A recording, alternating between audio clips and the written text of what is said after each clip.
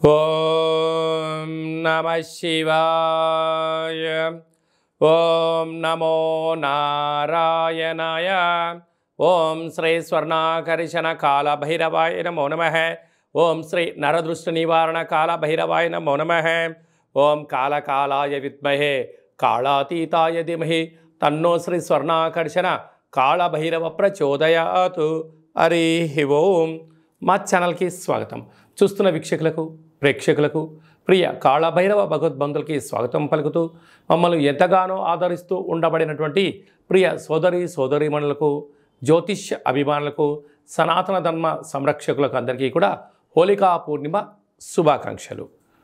అలాగనే మార్చి నెల 16వ తారీఖు నుండి 31వ తారీఖు వరకు పుట్టినటువంటి వారందరిగా ముందస్తుగా జన్మదిన శుభాకాంక్షలు.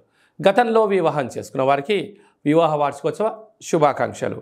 16/3/2024 నుండి 31/3/2024 వరకు ద్వాదశ రాశుల్లో గ్రహ గమనాన్ని ఒకసారి వీక్షింపచేద్దాం. మేషరాశిలో గురు సంచార స్థితి, కన్యరాశిలో కేతు సంచార స్థితి, కుంభరాశిలో కుజుడు శుక్రుడు మరియు శని సంచార స్థితి, మీనరాశిలో రవి బుధ మరియు రాహు సంచార స్థితితో ద్వాదశ రాశుల్లో గ్రహ గమనాలు ఈ విధంగా ఉన్నాయి.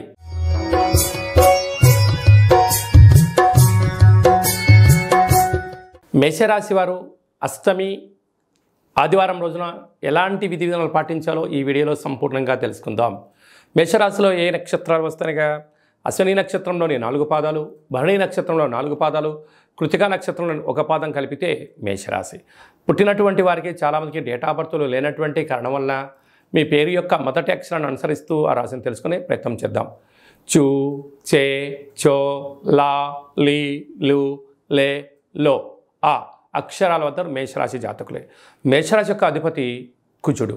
రాశిలోనే గురు సంచార స్థితి, 6వ స్థానంలో కేతు సంచార స్థితి, లాభస్థానంలో కుజుడు శుక్రుడు మరి శని సంచార స్థితి, వ్యయంలో త్రిగ్రహ కూటమి రవి బుధ రాహు సంచార స్థితి ఉండడం వలన దూరావాయు జల ప్రయాణాలు చేసేటప్పుడు ఎంతో జాగ్రత్తలు అవసరం.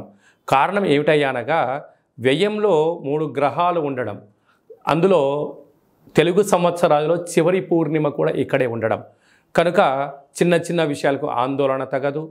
పెద్దవారు ఏదని చెప్తే వినడం మంచిది. కనుక ఆయుధాలతో మీ యొక్క ఫోన్ల లావాదేవీలలో కానీ, ఫేస్బుక్లో, వాట్సాప్లో కానీ పోస్టు చేసే విధానంలో ఎంతో జాగ్రత్తలు కూడా అవసరం.